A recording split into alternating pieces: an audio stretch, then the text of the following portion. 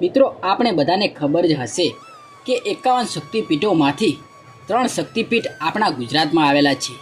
પહેલું શક્તિપીઠ પાવાગઢ, જ્યાં મહાકાળી માતાનું મંદિર આવેલું છે। બીજું શક્તિપીઠ બહુચરાજી, જ્યાં બહુચર માનું મંદિર આવેલું છે। અને ત્રીજું અંબાજી, જ્યાં માતા અંબે માનું મંદિર આવેલું છે। તો મિત્રો આજે આપણે મા અંબે માના મંદિર અને તેના ઇતિહાસની સંપૂર્ણ વાત કરીશું। મિત્રો અંબાજી ડુંગર ઉપર જે મંદિર છે ત્યાં માતા અંબાની કોઈ મૂર્તિ કે કોઈ ફોટો નથી, પણ ત્યાં અંબે માતાના એક યંત્રની પૂજા કરવામાં આવે છે। અને તે પૂજા કરતી વખતે પૂજારી આંખે પાંટા બાંધીને પૂજા કરે છે। તો કેમ પાટા બાંધીને યંત્રની પૂજા કરવામાં આવે છે? તો આવો મિત્રો જાણીએ આ અંબાજી મંદિરના રોચક ઇતિહાસ વિશે। કહેવામાં આવે છે કે આ પૃથ્વી ઉપર મૂર્તિની પૂજા કરવાની પરંપરા ચાલુ થઈ ન હતી એ પહેલાંનું આ મંદિર છે। અંબાજી મંદિરના ઇતિહાસની વાત કરીએ તો 51 શક્તિપીઠોમાં આ મંદિર એક વિશેષ મહત્ત્વ ધરાવે છે। કહેવામાં આવે છે કે અહીંયા માતા સતીનું હૃદય પડ્યું હતું। એકવાર પ્રજાપતિ દક્ષે એક મોટા યજ્ઞનું આયોજન કર્યું હતું। એ યજ્ઞમાં બધા જ દેવી દેવતાઓ તેમજ બ્રહ્મા અને વિષ્ણુને બોલાવ્યા હતા, પરંતુ તેમની દીકરી અને જમાઈ એટલે કે ભગવાન ભોળાનાથને આ યજ્ઞમાં આવવાનું આમંત્રણ આપ્યું ન હતું। જ્યારે આ વાતની જાણ માતા સતીને થઈ, મારા પિતાએ એક મોટા યજ્ઞનું આયોજન કર્યું છે અને બધાને બોલાવ્યા, પરંતુ મારા પતિદેવને બોલાવ્યા નથી।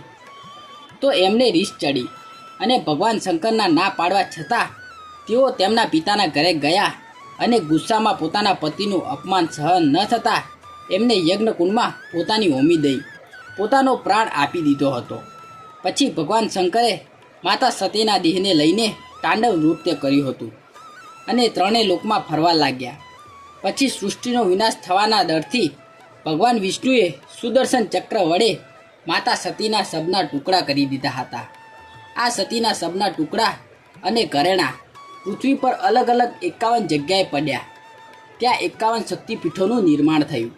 અને મિત્રો કહેવામાં આવે છે કે આરાસુરના ડુંગર ઉપર માતા સતીનું હૃદય પડ્યું હતું અને ત્યારથી તે મહાન શક્તિપીઠ બની ગયું।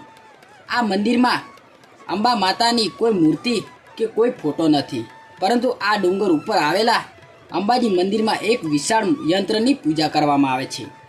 આ યંત્રની સામે એક અખંડ દીવો પ્રજ્વલિત રહે છે।